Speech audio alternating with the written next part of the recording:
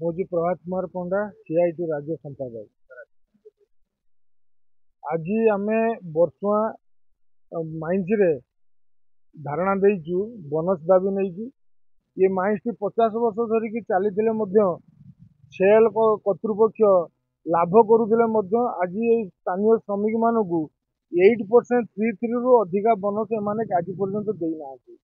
ये कोईडा अंचल देखुवे जिते माइंस अच्छी प्राइवेट खनि तार मालिक मैंने कौन जगार 8% 3 बोनस ना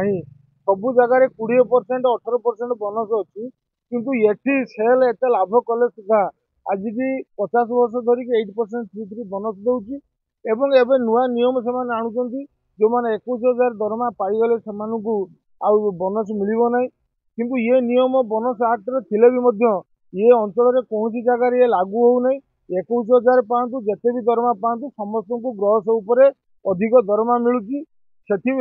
अधिक बोनस मिलूँ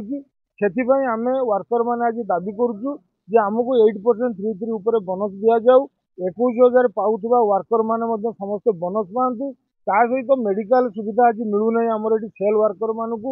आज मेडिकल श्रमिक मान फैमिली मैंने जाऊँ ट्रिटमेंट हाँपाई तादर लिखाऊ सीएसआर फंड अरे सीएसआर फंड रे रेवेन्यू विलेज लोक मान खर्च हवा कथा सी किंतु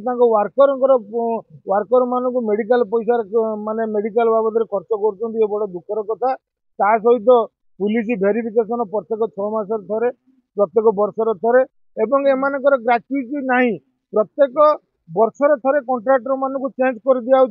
वर्कर मानक नुआ कर दि जाऊँगी जॉब रे से मैंने परमानेंट रोना 5 वर्ष से ग्रेच्युटी पाइबे किंतु प्रत्येक वर्ष से चेंज कर दौरान जहाँफल कि वर्कर मैंने सोशल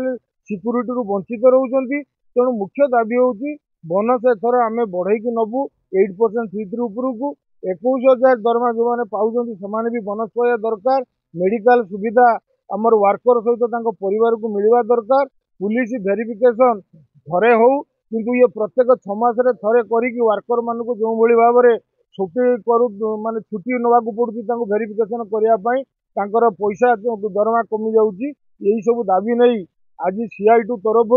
बर्षुआ बस बर्षुआ भैली भी बस काल्टार जो सप्लाई वर्कर अच्छे भी बस टोटाली सेलर जिते काजुआल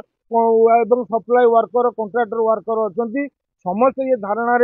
समस्ते जोग देते जे पर्यंत आमर दाबी पूरण नहब ये आंदोलन केवे बंद हम ना। जिमिति भी हो सेल मैनेजमेंट बोनस को बढ़ई दवा दरकार अन्य दाबी मानिबा दरकार।